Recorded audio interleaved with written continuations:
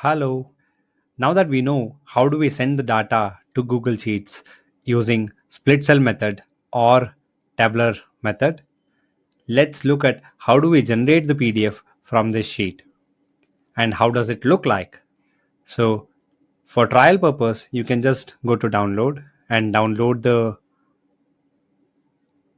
PDF.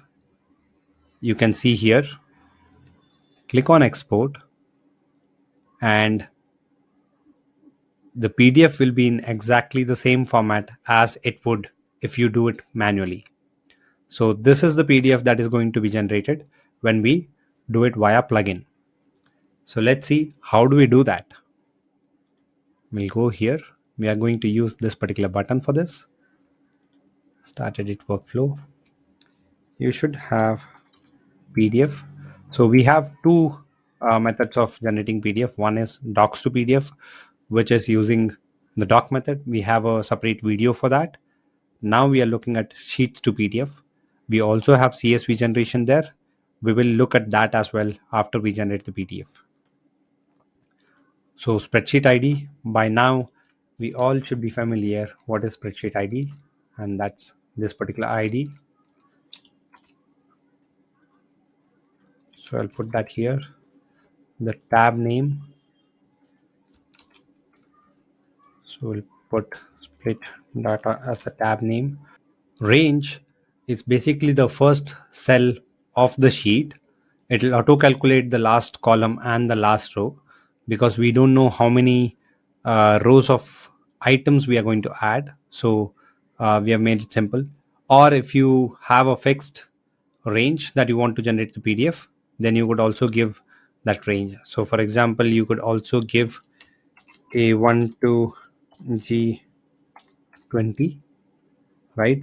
Or if you know what is the column that you need, you don't know what is the last row, then you could do it this way, that is A1 to G. It will auto calculate the last row. If you don't know the last row or the last column, then you could leave it like this. Now that we are generating the invoice, we already know what is the last column. I would include G so that there is proper spacing.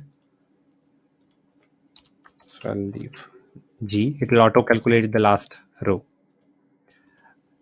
PDF file name is the name that you want to give the file once it is generated as PDF from the plugin. So I'll give PDF invoice 12345. You can give dynamic names as well.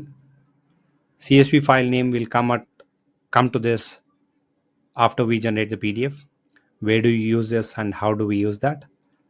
App home URL is just the website home URL.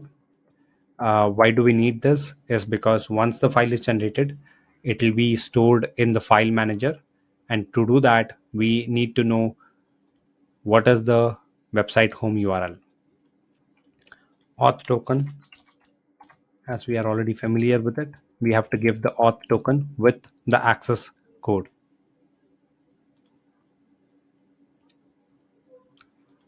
I've already copied this. I'll paste it here. And let's see if this is generating the PDF that we require. And this will be saved in the file manager, but we have also given an option to download a file.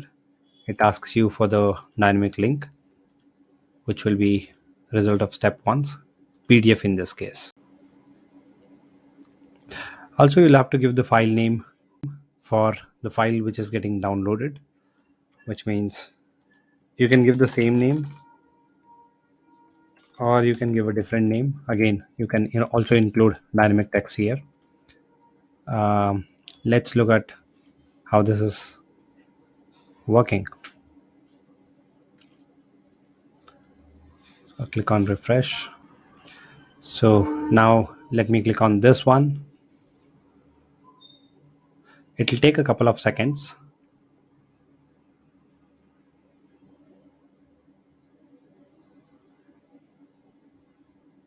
And there you go. Your file is ready. So this is exactly what we had in the Google Sheets. And if you go to the data file manager, you should see this being available. Let's just refresh this.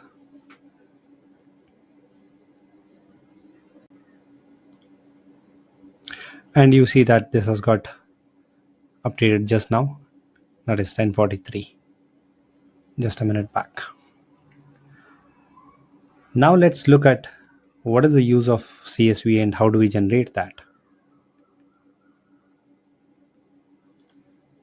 So we have download CSV. Let's go there. Just delete these steps which we had already created. I would go to download PDF and copy this step because it's very similar apart from giving the CSV name instead of PDF name. So I'll just copy this, go to the download CSV, insert this. And CSV can be used for tabular data, which can be ever growing. So let's say you have a list of invoices generated, list of orders that you have got, list of inquiries that you have got, which you want to send it to some other portal, right? As a CSV, then you could use this method.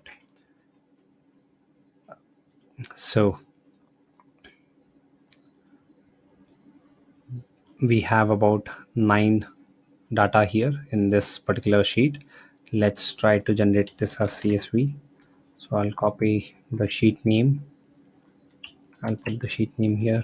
I'll just put A1 as the range.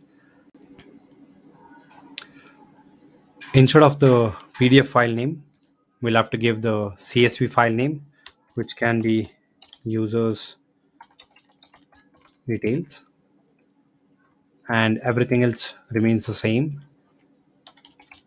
Download a file, and here we would give result of step 1's CSV, give the name again over here. So this is the name that you want to give for the file which is getting downloaded. This is the name which will be added to the file manager. Both of it can be same, it can also be dynamic. So let me refresh. So now let me click on download a CSV.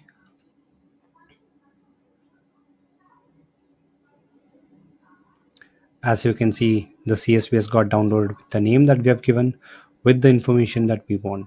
So this is how we generate PDFs and CSVs using our PDF Maker Pro plugin. I hope this helps. Thanks for watching. Have a nice day.